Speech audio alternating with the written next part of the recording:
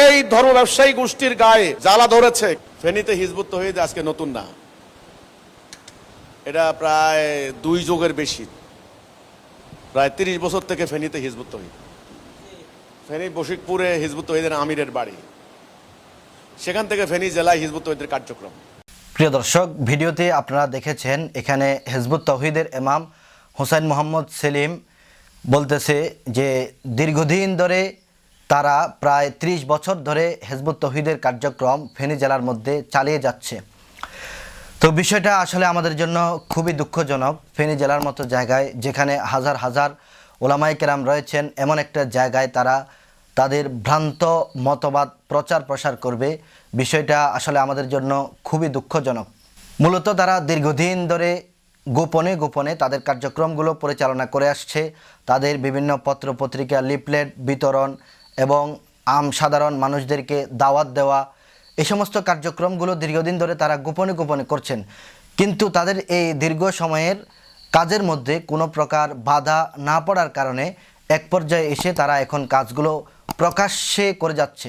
তারা অনলাইন অফলাইনে বিভিন্নভাবে তাদের কার্যক্রমগুলো তারা পরিচালনা করে যাচ্ছে। তাদের কাজের প্রচার প্রসার তারা নিজেরাই করছে অনলাইনে।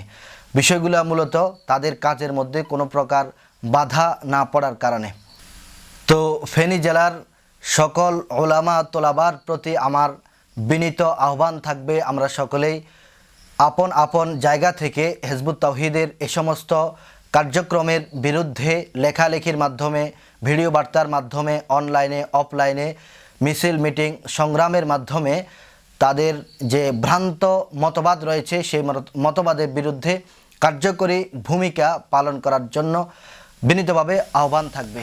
আর বিশেষ করে খতিব সাহেবদের প্রতি আমার বিনীত আহ্বান থাকবে, আপনারা সকলেই প্রত্যেকের আপন আপন মিম্বর থেকে হিজবুত তৌহিদের ভ্রান্ত মতবাদের বিরুদ্ধে প্রতিবাদমূলক বার্তা জনগণের মাঝে প্রচার করেন। আমরা আগেও বলেছি, হিজবুত তৌহিদ একটি ভ্রান্ত মতবাদ, ইসলামকে ধ্বংস করে দেওয়ার যে সমস্ত সংগঠনগুলো রয়েছে এর মধ্যে অন্যতম একটি সংগঠন হলো হিজবুত তৌহিদ। এই হিজবুত তৌহিদের ভ্রান্ত মতবাদের বিরুদ্ধে আমরা আগেও ভিডিও বার্তা দিয়েছি, এখনও বলতেছি, ভবিষ্যতেও আমরা তাদের প্রত্যেকটা ভ্রান্ত মতবাদের জবাব দিয়ে যাব ইনশাআল্লাহ। আর যে সমস্ত ভাইয়েরা হিজবুত তৌহিদের ভ্রান্ত মতবাদের বিষয়গুলো নিয়ে অবগত নন, তাদের জন্য আমার পক্ষ থেকে একটি বার্তা হলো, হিজবুত তৌহিদ একটি ভ্রান্ত সংগঠন, ইমান আমলকে বিনষ্টকারী একটি সংগঠন। এই হিজবুত তৌহিদের লোকগুলো বিভিন্নভাবে সাধারণ মানুষদেরকে বুঝিয়ে ইসলাম থেকে দূরে সরানোর বিভিন্ন চেষ্টা করে যাচ্ছে।